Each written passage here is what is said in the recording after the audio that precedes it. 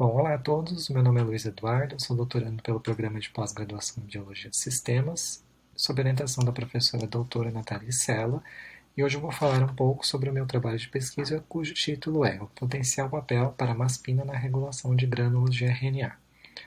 Então, primeiramente, quem é a maspina? A maspina é a Mammary Serpin Protease Inhibitor. Ela é uma supressora tumoral expressa pela maioria dos epitélios e ela é responsável por uma série de funções biológicas aqui mostradas.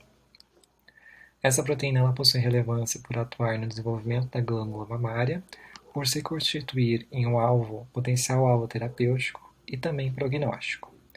Apesar dessas muitas funções biológicas já descritas, a gente conhece muito pouco dos mecanismos moleculares subjacentes dessa proteína. Esses mecanismos, eles muito provavelmente envolvem a regulação da sua localização subcelular, fosforilação e associação com ligandes endógenos. Então, para entender melhor isso, nosso grupo vem estudando há cerca de 10 anos o papel da fosforilação e regulação subcelular dessa proteína. Então, recentemente a gente publicou um trabalho mostrando que a localização subcelular da maspina em resposta a EGF ela é regulada pela via EGFRPI3K-AKT, JAK2-STAT3 e pelo contato célula-célula. Então, com o objetivo de compreender o papel da maspina sob EGF, a doutora pelo programa, Mariana Telong, mapeou os ligandes de maspina nessa condição por imunoprecipitação de maspina seguida de análise proteômica. Eu então processei esses dados, realizando análise de ontologia gênica, ativação de vias e redes de interação proteína-proteína.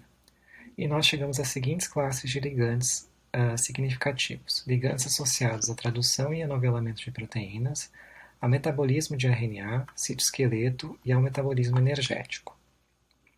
É importante lembrar que nenhum desses alvos identificados foi identificado anteriormente como ligante de maspina.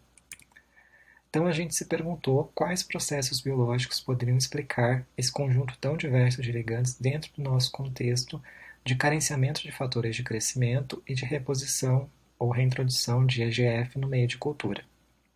Curiosamente, a gente percebeu que o nosso cenário, na verdade, mimetiza um quadro de estresse tradicional. Então, nesse momento, a gente sabe que uma fração dos RNA mensageiros e de proteínas associadas são incorporadas em condensados biomoleculares citoplasmáticos. Um desses condensados são os grânulos de estresse.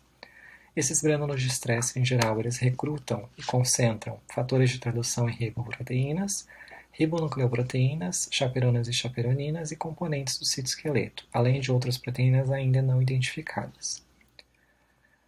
Bom, nessa nossa análise proteômica, de fato, os 54 ligandes identificados nesse cenário de retomada de tradução com reintrodução do EGF no meio de cultura, a gente identificou 42 ligandes que já foram descritos como componentes de grânulos de estresse.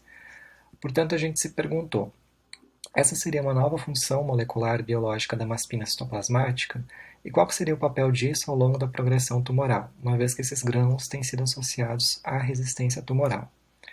Então, para entender melhor isso, a gente selecionou um grupo de ligandes representativos dessas classes de proteínas para prosseguir com a validação dessas interações com a maspina. Então, a partir disso, a gente vai utilizar, a gente tem utilizado técnicas clássicas de validação de interações proteína-proteína, e uma vez validadas essas interações, a gente também pretende investigar se a maspina participa da formação desses grânulos de estresse provocados por outros tipos de estresse, ou seja, se isso é estresse específico, e se isso se dá através desses ligandes identificados. Então, a gente também prevê silenciar ou superexpressar os ligandes dos parceiros de maspina e a própria maspina. Bom, no momento, então, eu recebi algumas construções plasmidiais que codificam para esses ligantes e também eu estou padronizando alguns dos ensaios bioquímicos esperando pela chegada dos anticorpos, da importação dos anticorpos, para então prosseguir com esse trabalho de validação.